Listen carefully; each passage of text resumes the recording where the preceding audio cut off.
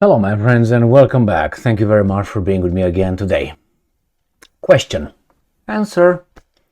How many of you knew or know about the war in Yemen? How many of you know where Yemen is and what Yemen is? Okay, now if you know anything about the war in Yemen, do you know who were the belligerents? Who were fighting against whom? If you know that, do you know when it started? Do you know if it ended? Do you know the participants? Do you know the countries that supported one side or another? Now, do you know the victims? Do you know how many people died? Now, all these things probably I would say that most of us were unaware, just have general information. I know where Yemen is, I know what Yemen is, I kind of know who's fighting, I know who's supporting what, I kind of know the number, but the mass media was not focused in the West whatsoever about that war. Do you know why? Well, don't worry, they will now tell us more about Yemen. Why? Because the United States now creates enemies, assigns you're an enemy, the term you're an enemy, you're an enemy, you're an enemy, you're an enemy, and you might attack Israel and we will intervene to defend. They want to reshuffle the Middle East.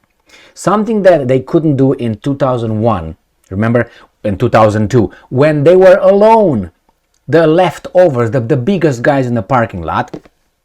Then they couldn't, after September 11 attack, after that they couldn't do it. They tried Iraq, then they went to Afghanistan far away, and they couldn't reshuffle it. Iran was still ready. Now, if you didn't know, Yemen is a threat. Guess to whom? To us, my friends, to the United States of America. Can you believe that? Have you encountered in this life a toddler challenging, let's say, Mike Tyson? You know, the boxer?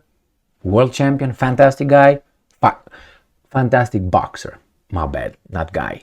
I don't know him. So, because I heard many stories when he was in those times. Now he seems to be nice and all that, but just anyway, we all have our fucked up times. So anyway, you have here Tutsis or Yemenis or Yepelis. They are a threat. Let me show you this article. I have some maps as well. Semaphore. This is from today, the 25th of October 2023, by J. Solomon. Yemen's Houthi army emerges just like that, as a major threat to Israel and US. Did you know that? We are having so many enemies because the Tutsis, the Houthis, they want to attack us, man. They're a threat, man. They're a threat. They're fantastic. Now, you're coming over, Red Rover. You know my glasses now? You change your mind. Okay. So imagine that. Emerges. It's not emerges. They assign that term to them. Why? Because they want to take care of them. They want to create problems. I don't think necessarily the Houthi want to challenge the United States of America. What do you think? What do you think? Unless you're crazy, and they will tell us they're crazy. Why? For ideological reasons and all that. Okay. Some might be. But I don't think people who knew they would be fucked up by Al Capone would do that. But nevertheless, there's many interests over there. So let's read how these guys they show this. Oh my God, look at this. That's wow. We were supposed to get scared. Do they have nuclear weapons? Do they have even airplanes? What kind of airplanes they have? Anyway, Yemen's Iran. Oh my God, here we have. Now we got Iran as the evil of the Middle East and everywhere else. If Israel would not exist, I'm just saying, a scenario in the world, never existed, let's say never, like the Romanians, let's say never existed, nobody would give a fuck. Nobody would care. And if Israel would have not existed over there, let's say this way, I guarantee Iran would not be as they are right now. The problem with Iran started in 1953, wasn't that? When the then Prime Minister Mossadegh was overthrown by the Brits and the Americans. Yes, they did it. And they put the Shah, Pahlavi, Reza Pahlavi. They put him on. And then he and then he was by someone from Paris. Who was that?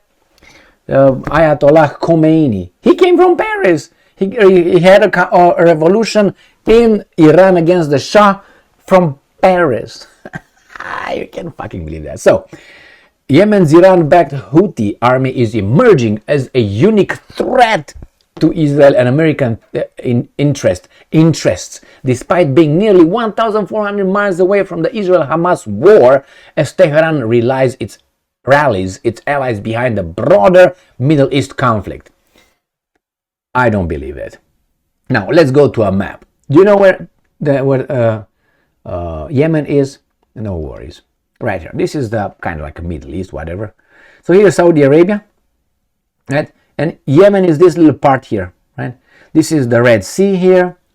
This is the Suez Canal, right? Okay. So here is where most things from Asia come through, go to the Mediterranean, and either go to the Bosphorus, Dardanelles, Bosphorus here, and then shipped over there, or they go to the Gibraltar and through Mediterranean through Atlantic Ocean and go to the Netherlands, Rotterdam, right? Okay, so they need one bomb on Rotterdam, and then these guys are paralyzed mostly. So here it is. Yemen is right here. So Israel is right here. You see where Israel is? This little thing here. So this is right here. So these guys are going to do something over there when the Americans are full of Navy ships right here, located here. Really? And you have Saudi Arabia as well. My friends, here is Iran. Who's next? Oman?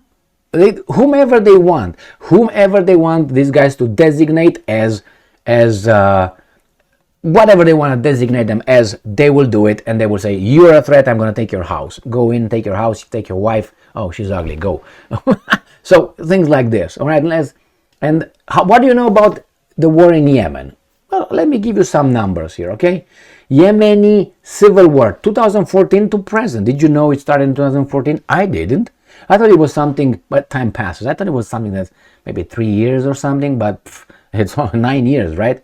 So we have, they tell us what's going on. They say civil war, okay? It's a civil war. All right, but if it's a civil war, why do we have these people here? And I'm going to show you. Main belligerents, right? And you have here Supreme Political Council with Republic of Yemen. And plus these guys right here.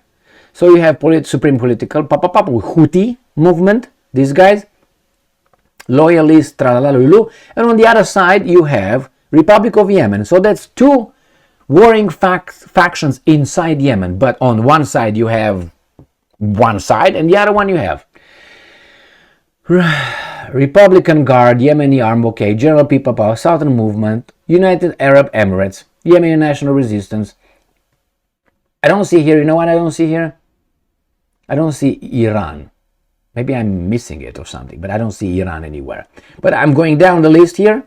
And when I go down here, supported by United States, France, United Kingdom. So that tells me that the Tutsis, the Houthi, they won because they are now the threat. So being the threat, that means they won by that. I don't even know. I don't have to read it. Otherwise, if these guys win right here, there would not be any threat and everything will be good.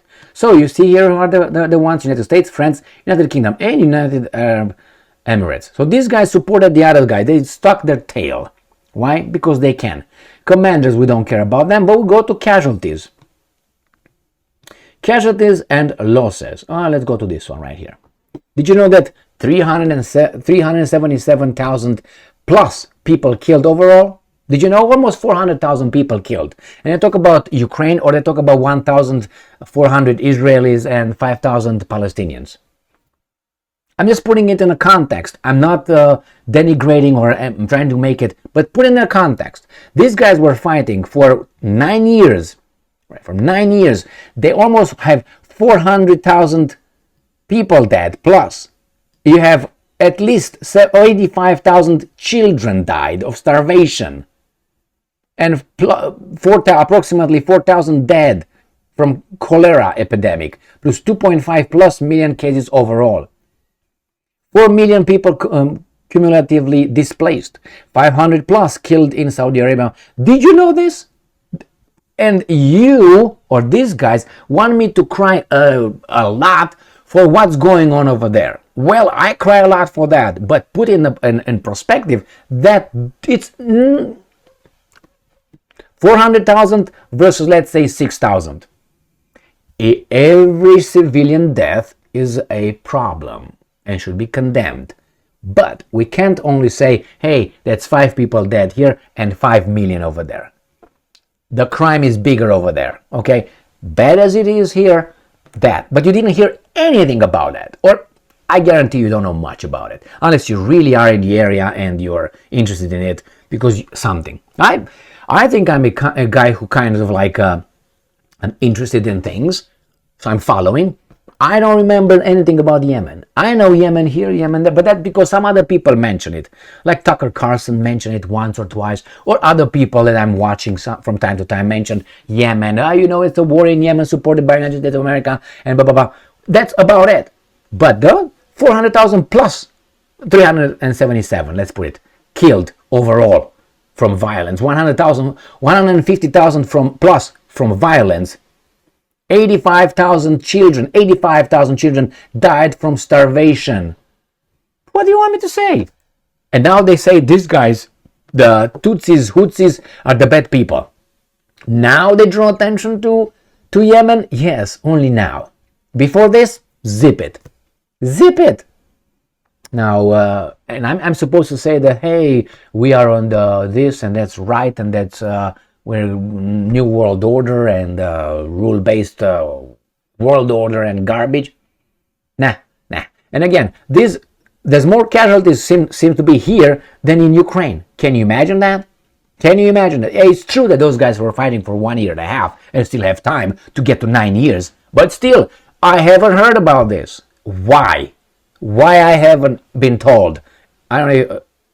In the news, in the West right now, if I go right now and I go scroll down on the pieces of news, let's say, I found about 80% of the articles are about Israel, Hamas, United States, Israel related, or whatever that thing over there, with all the other things around it. Maybe 2% now, only 2% about Ukraine war, and about 18% other garbage. That person was fired because of the free speech. The other guy changed his balls into, I don't know, whatever. Things like this, so important. Or some celebrity, brainless celebrity with millions, tens of hundreds of millions of dollars did something stupid, which I don't give a shit, But anyway, this is the news here. Or Biden comes in, he's the greatest, so on, and you have politicians fighting for us over there in the Capitol. Fuck me, Freddy. But nothing about the Houthis and Tutsis and Lutsis and Mutsis. My friends, this is garbage. And now they want us to believe that they just emerged. They just came out of retirement or something, like George Foreman or something. Just came out of retirement. I want to be world champion again. Hey, my friends, these guys are insulting our intellect at every bit. They don't insult their intellect because they don't have any. But at least we should keep this. Understand what's going on, my friends. It emerges. No, someone said in 1920s. He said like this: I realized that the media, and then it was just the written media and the published, the newspapers, the media can create a big problem out of a no problem, and a big problem make it disappear. It depends how they want it. Or, the same he said, they can destroy an honorable man in a week or two, and they create a garbage, a weasel, from a weasel to an honorable man, same, in a week or two. And that was the power of the media until we had the internet. And we had this kind of means of communication and sending pictures and videos with the telephone and connected. They fucked up with that one. That's why they're trying to limit it as much as possible. Because now we see, hey, wait a minute. The game is rigged. We know who you are, media. The politicians. We know who you are. We know who the big business is. These politicians that fight for us, they don't fight for us. Oh, we're voting. Yeah, okay. We're voting. All right, we're voting. Yeah. And who counts the vote? The machines? Okay. All right. My friends. And then you have the mass media. And you have the money for the campaign donations. And Jesus Christ, it's so obvious. But these are general stuff that I mentioned. These are just little things here. And I say, the Houthi army emerges. Really? I didn't even look to see what's the population of Yemen. Let's see. For a change, let me read Yemen. What's the population of Yemen? Because I don't know the population. I would like to know. So I know, if it's a big threat or what's going on here. Let me just do this. Because if it's, I don't know, about 50 million, yeah, you can say, but I doubt it's 50 million in the desert. But anyway, Yemen population demographic. All right, let's see here.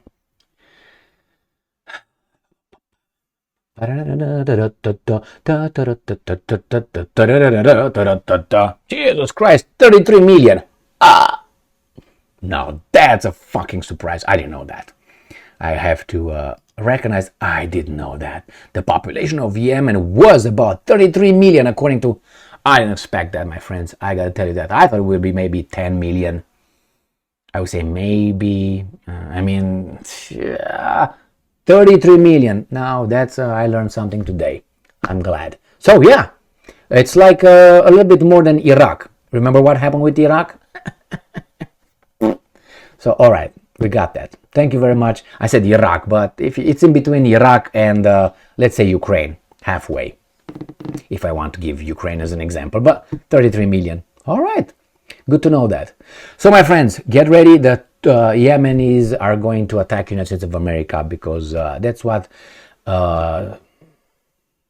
weak, smaller individuals do to big, stronger individuals. They always challenge them because they know they can win. Not be smacked in the face, they know they can win. And by the way, the other guys always function in packs, wolf packs, together in alliances, in axes. I will call it axis. In axis. That's how they act. The United States is not gonna attack Yemen alone. It's gonna attack with many other ones. Because, Yemen is 33 million people. Anyway, thank you very much for being with me again today. Stay strong, stay smart, look for the truth, and be just.